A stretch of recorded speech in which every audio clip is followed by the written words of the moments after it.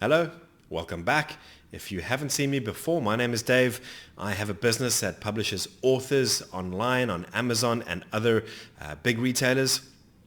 The reason for this video and the reason I hope you clicked is I want to educate you on the editing process, ideally before you get in. Often an author takes a manuscript and I suppose the first habit authors have when it comes to self-publishing is that we try avoid editing because it's an extra cost. We know you pay a bit more, sometimes quite a bit more. And so often editing gets left behind in the self-publishing process, and you and I know that's why self-publishing can have a bit of a bad rap. Now, the reason for this video, as mentioned, is I want to educate you on the editing process ahead. Basically, how to get the most from your editor, how to have fun, have more fun, how to get the most from your editor during the editing process. Some of these might sound like common sense, and I'm sure that most of you watching this will agree. Certain topics would hopefully be more natural. Some topics you might not think about. Some of these topics are things that many authors don't think about. Many authors get surprised. Now, how do I know this? It's because this happens every day. Quite a few authors I'm currently guiding through have fallen foul of these tips, and as a result, an editing process either can become longer or perhaps you end up paying more than you budgeted because extra work was introduced without you meaning to. So here are some powerful tips on how to improve your editing process before it starts. Tip number 1 is, do you have the right permissions? Now, this is not a sexy solution. I know a lot of authors right at the end and they want to jump straight into the editing process. You've paid the editor, you found the editor that you want to work with, and you want to give the document to them as soon as possible because you've done everything you possibly can. Or have you? So what many authors forget is that anything outside of the text you have created, if it's an image that you perhaps sourced off Google, or perhaps it's lyrics you quote, or it's someone else's text you've inserted without properly attributing the text, or it's a picture you've sourced off Google that you have not legally paid for. I recently had an author where we are quite advanced in the book process, and only partway through the book process did we realize the author did not have the right permissions for the pictures that they used. And so the editing process had to be put on hold so that the author could go through the entire manuscript to get hold of all the parties concerned and make sure that either they could pay for the image rights, and where that was not possible, to actually remove the picture or find a substitute. So this is something that you definitely, before you even contact an editor, I recommend that you reach out. Anything you've sourced when it comes to images online, make sure you have the right permission to use it. Otherwise, you're going to find a nasty surprise. Once the editor starts, you find something, you now have to pause the edit, time's wasted, you're frustrated. And most editors can help you with this sort of process, but it is something that you do need to have quoted for separately up front. If you need your editor to help source permissions or find a picture to replace one where you don't have permissions, let them know up front and do expect a bit of extra cost for their time to do this. Tip number 2, when is the best time to start your edit? Now, the best time is once you, the author, are confident that nothing more needs to change with the words. So you've edited the document as many times as you possibly can. You've shared the document with friends, with family. We call these beta readers, essentially people who can give you feedback, whether it's very high level or very low level feedback on your writing. And there is absolutely nothing that you can add to this document. That's a good point. You can technically get hold of an editor a little before then. But just know that what you want to avoid is you want to avoid starting the editing process and then realizing partway through, wait, editor, I've got to make changes. I forgot. I quickly want to add this, or I want to add this, or I realized that I actually left out a chapter that I wanted to put in. That's the situation you want to avoid. So before starting, be as comfortable as possible. You've done everything possible to your manuscript. Now, the third tip is, as I mentioned when I started this video, paying for editing can be painful. Generally, paying for editing will be a per word cost. What that means is the longer your document, the more you pay. Editing is not necessarily a flat fee. You can't knock on the editor's door and say, give me one fee for one document, one fee for one fiction story. No, that's not how most editors would want to work. Most editors will look at your manuscript word count. They will look at your writing style and your level of writing experience. If this is your first book, you write very differently to if this was your fifth book. If you're writing in a second language, again, that means the editor would need to put more effort into your edit. So expect to pay a per word rate. The longer your manuscript is, the more your editing cost would be. Very importantly is I know the temptation is there.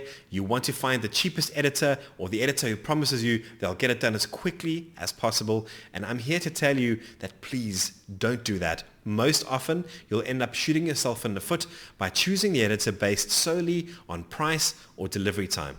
Because an editor would promise you, yes, I can have this done in a week, cutting every single corner that you would not know about up until it's too late. Very importantly, choose an editor based on more than just cost. Think of things like communication style. Think of things like the experience that they bring. Think of things like, do they have speciality in your book specific genre? So expect to pay a per word cost to your editor, and please, when choosing the editor, just bear in mind that in Afrikaans we would say, goedkoop is duurkoop. And what that means is, if you try to save money now on your edit, unreasonably, then you're going to suffer later. It doesn't mean you can't ask your editor to negotiate or if their price is negotiable, but too often I see editors who are beaten down on price, and as a result, they are forced to deliver a substandard edit because they need to focus on bringing in other paying work when they could and should be focusing on your words. The next power tip that I've got for you is to understand what type of edit you are paying for. First-time authors, the temptation is to think an edit is the same as an edit. If I get an edit from this editor or an editor who quotes me a different price, it's the same edit. And I'm here again to tell you that it's not. That there are multiple levels of edit. At the very basic, you get the proofreads or the grammar and spelling check. At the far side, you get the comprehensive, the detailed, the line edit. Now, the names I know can seem confusing, and in the article that I've written to accompany this video, I will leave more information on how to decipher what the different levels mean of edit for you. But the bottom line is you don't have to be very experienced to understand what I'm saying. And that is that one level of edit might be a very basic one, which gives you the cheapest price. Yay, good. But when you get to the end and a reader comes back and says, well, your story didn't make sense. You know, this thing happened. It jumped from here to here. You started speaking in first and then you went to third person halfway through. Or this character just feels like, you know, they'd have no motivation. That's where a deeper level of edit is needed. So again, going back to our previous tip, if you've gone for an editor based purely on price, often what you're getting is a lower level or a less intensive edit. And again, at the beginning, you're happy. This is great. I'm paying less. But on the other side of that, you're frustrated. Your book is not selling and you're a sad author. So when you are paying and you get your per word quote from your editor, ask them, what level of edit am I really paying for here? And better yet, ask them to explain what that level of edit means for them, because you yourself will know and you can decide what sort of edit you think you need. Many authors knock on my door. They're very experienced. They have multiple books out there, and they know that all they want is a simple edit, where some authors, they come to me and it's their very first book. They're very unsure. They aren't sure of what they don't know. They don't know what they don't know. And so they need a lot of help. And what you don't want to do in that case is to pay for the cheapest, lowest level edit where essentially it's spelling and grammar. Because the benefit of hiring and partnering with the right editor is that they teach you and coach you along the process. It's not sort of a line item. They don't sit and coach you. I don't want to get into any trouble there. But a good editor who carries you along through the process and explains what they're doing helps make you a better writer for the next book that you write. And by going in for a very low-level edit, or again, paying the editor not what they're worth, you're sacrificing that. You're losing that benefit. So I think this is probably one of the most important tips. I think we're on tip number 5. Ask your editor how many rounds of feedback you are allowed to send. So how an editing process normally works is the editor will get your manuscript. They'll have a conversation with you, ideally up front, to understand what your goals are, what your needs are. Once you've decided on the level of edit that you're comfortable with, you've agreed to the quote. Again, a per word costing is what you'd usually expect. The editor gets started. Let's say they need 3 weeks, 21 days to get the first draft of your edited words back to you for feedback. So the editor knocks on your door 3 weeks later. Here is your Word document with Microsoft track changes. That's normal for you to go through.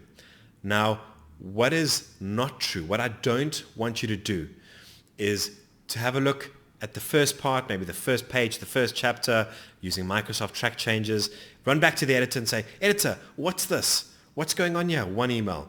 What did you mean here? 2 emails. What did you mean here? Go through the entire manuscript from beginning to end, ideally within Microsoft Word, and send that summarized feedback, again, normally in the same document that was initially sent to you, back to the editor. That's 1 round of feedback. So you've received the first draft, you've worked through the draft from beginning to end, you're welcome to informally check in with the editor if there's small things you want to ask. You then take that full document back to the editor. That's 1 round of feedback. Now, I know the assumption. The assumption is my editor is there for as long as I need them. If it's 1 week, if it's 1 month after the edit's completed, and I've got a question, I'm going to go to them and I want to, they must drop what they're busy with. They must answer my question. That's not the case. Editors will normally tell you up front how many rounds of feedback you are allowed to give to their drafts of the edit. So the editor delivers the first draft. You work through it. You send it back, either accepting or rejecting or potentially with extra comments added. That's 1 round of feedback. The editor takes a look at what you've said. Maybe you had some questions. Maybe you rejected a bunch of their changes and you want to know what they were thinking. The editor would work through from beginning to end of your edited manuscript again. They would then, once ready, bring it back to you. That's a second draft. That's a second revision of the edit. You are then allowed to go through for a second time from beginning all the way to the end, marking up questions, accepting or rejecting whatever the changes the editor brought in. Again, Microsoft track changes, very useful for this. You then send the final version back to the editor. So you have been, you've been able to give the editor 2 full rounds of feedback. That's the norm. Some editors allow 1 round of feedback. Some editors allow 3 rounds. But firstly, understand that you don't have full access. So for example, I have authors who just send question after question after question after question. The editor answers and answers, and eventually they go, okay, that's enough now. Like, we need a beginning, a middle, and an end to this process because we have more work that we have to work on. And so by managing that round of feedback and understanding that it's not unlimited feedback, you're making your life easier, you're making the editor's life easier, and you're getting better editing from the editor as a result. So how many rounds of changes? Ask that up front and try work within that. Often what you'll find is if you have more questions, so I finished the editing process, we've gone through our 2 rounds or maybe our 3 rounds of feedback. I'm curious though, I feel like there's value in this process. I've enjoyed working with the editor and I want to know more. Well, maybe the editor is open to more conversations or another round of feedback because I've had an idea that I want to add in and I want to bring it back to you, but I know that's outside the 2 or 3 rounds of feedback you initially allowed. A lot of editors will be open to the extra communication. Again, expect that it needs to be quoted for. So this is quite a big section. This is power tip number 6. This is quite a big section. Now, it's called communication. And funny enough, this is one of the things that needs the least effort, but it makes the most amount of difference to an editing process. And a lot of these things, you're going to look at it and you're going to say, but David, that's easy. Of course you don't do this. But unfortunately, if many authors didn't do this, I wouldn't need to record this video. So bear with me. I'm going to walk through these small communication suggestions. Some of them you might roll your eyes and say, obviously, there are a lot of authors who need to know this before starting. So very first, under tip 6 communication, I've got try avoid after hours communication with the editor. The editor will typically open your book sometime during the day. Let's say I get started on your edit. I'm the editor at 9 o'clock and I work for several hours until I'm tired. My eyes are sore. My coffee cup and pot are empty. I've got other chores that I need to run at the house. And so I'll dedicate each given day several hours to your manuscript. Now, whilst I'm busy, it makes sense that I can answer questions. I can ask the author questions. Hey, what did you mean when you said this? And likewise, get feedback or questions from the editor, from the author. Naturally, the author's probably working. You've probably got a full-time job. And so I understand often you can't communicate directly with the editor while they're doing the editing. This means that when the author gets home, they've had time to think. They've opened their inbox and had a look through what the editor said. Now they want to communicate. Now they perhaps want to try call the editor or pepper off WhatsApp messages to the editor. Unfortunately, most editors won't be able to handle or work with after-hours communication. Try keep it for during office hours, ideally, when you know would suit the editor. Ask them, I recommend up front, what would work for them. If there's a specific time in the day, maybe when they step away from the computer, that they then want to make themselves available, ask up front what hours the editor prefers that sort of communication and avoid after hours text messages or phone calls or emails, or just expect that if you do that, the editor is more than likely going to respond during their working hours after that. Under communication, the next sub-tip, if I can call it that, is don't take it personally. A lot of authors, when they get feedback from an editor, I suppose the assumption is that it's going to be good feedback. I suppose the assumption is that you want someone to reassure and give validation. What happens when the editor comes back with what you think is quite a big change? Maybe the editor comes back and says, this part, I don't like it. This part, I don't recommend it. I have many authors who take that sort of feedback and get upset. No, how could you say that? Why would you say that? That's not what I meant. And often the author's ego gets involved because you're so close to the text. I so understand. And I know that this advice, it's hard to accept, but when the advice comes back from the editor, you have the freedom to accept or reject. You don't have to accept a change if you don't agree with it. Or you have the freedom normally to leave a comment and ask why the change might have been made if you don't understand it. Editors won't normally justify every single change, but if there's something that sticks out to you, ask. Again, within working hours, maybe you've discussed a certain time, ask the editor. Most times they would be more than happy to explain their rationale behind making a change. Something else that happens infrequently, thankfully, but it does happen, is try avoid a large gap in communication whilst you're busy with an edit. For example, if you are about to go on a holiday and you know you want your edit to be started as soon as possible, you might be tempted to get the editor started and then disappear for a couple of weeks, come back, and maybe you expect everything to be fully completed without a hitch. Now what happens is if the editor has a question, they find something like you've used US spelling inside your book, perhaps you want UK, let's settle on one type throughout the whole document. Now they can't get hold of you. they perhaps email you, maybe they pop you a message. The longer the gap in communication, the harder it becomes for the editor to sort of switch on after maybe 1 week has passed or 2 weeks have passed and carry on exactly where they were. So often I've had authors disappear for several weeks, come back and say, oh, sorry, family emergency, or I was on a holiday, or my computer broke. Now the problem is for the editor to get back into the project, it takes extra time, extra effort. They've forgotten what they were busy with. So where possible, I know life does happen, where possible, try and plan around any large vacations and try and ensure that you're available to answer the editor's questions as and when they have them. Finally, as part of our communication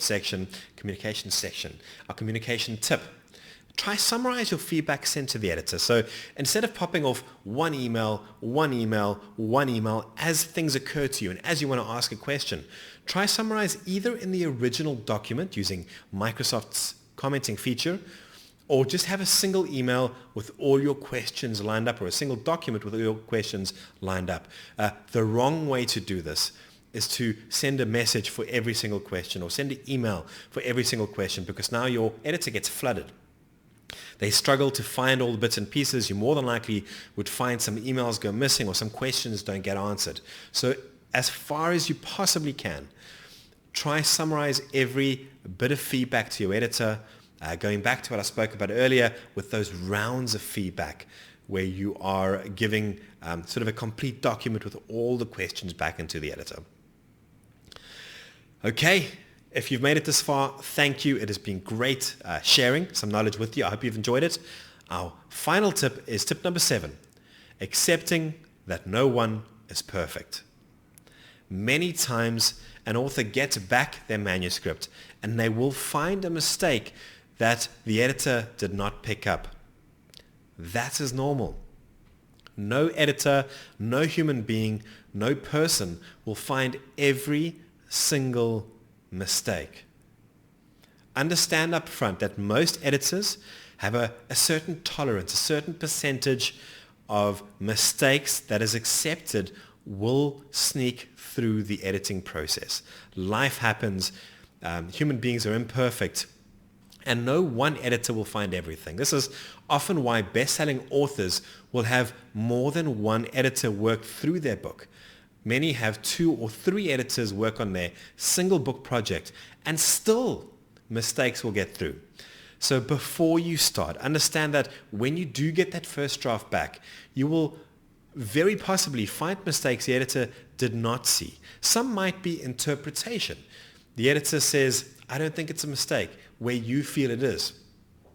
Some of them might be more obvious. And again, go into the process understanding that there is a tolerance allowance. The industry, the publishing industry, does allow and understand that a certain percentage of mistakes will creep through. And the longer your book is, the more words, the more mistakes will creep through to that final manuscript. So guys, that is tip 1 to tip 7. The first tip was understanding that you have the right permissions for anything you might have pulled off Google, any quotes you might have used that don't belong to you.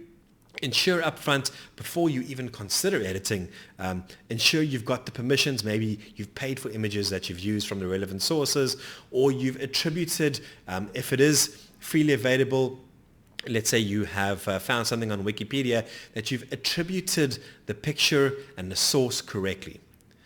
Next, tip 2 was the best time to begin the edit. Again, when you have done as much as you possibly can with the wording and you're comfortable that you can add nothing more to it. Tip number 3, understand that editing can feel like quite a big expense.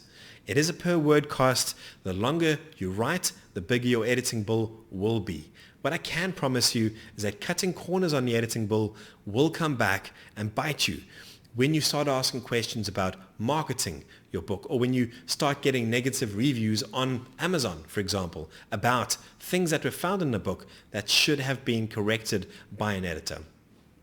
Importantly, tip number 4, understand the level of edit you're paying for. One edit is not always the same as another edit. Editing exists on a spectrum. On the one side, you have a very light edit or a proofread, which would cost the least. And on the far side, you have a very full or a very heavy edit, which tends to cost a lot more per word than the lighter option. Understand that when you start working with your editor, get clarity from them on what level of edit they will charge you for and what that means to them. Often editors have different definitions of what's included as part of a heavy edit, for example. Ask them what's included with that level of edit that they're quoting you on. Next, tip 5 is ask how many rounds of feedback you're allowed to give when you get that first draft back. So once I got the first draft back, am I allowed 1 round of summarized feedback? Am I allowed perhaps 2 rounds, which tends to be more the norm? Maybe your editor is very generous and they're allowing you 3 rounds of summarized feedback. Find out up front. It's going to avoid disappointment and tears later on. Tip number 6 is how to handle communication with your editor. We spoke about things like not contacting them after hours. We spoke about things like not taking their feedback as criticism or taking it personally, but understanding you're on the same team. We spoke about trying to avoid as best you can large gaps in communication. And we spoke about summarizing the messages back and forth between you and the editor. Summarize it as far as you possibly can to make the editor's life and to make their work with your document that much simpler. And finally, tip number 7 is accepting that nobody's perfect. I have authors who are very surprised when a mistake is found after an edit. And the important part is to educate yourself or just understand that everyone in the publishing space understands some mistakes will creep through. Even after multiple edits or multiple editors, some mistakes will still creep through. You can always correct them, thankfully, with Amazon, with ebooks, with Amazon Print on Demand. Updating a manuscript that had a mistake has been made simpler than ever before. Thank you if you've made it right to the end. Again, my name is Dave, and I hope you enjoyed this. If you did, let me know. I really appreciate your feedback. It kind of motivates me to record more. Thanks.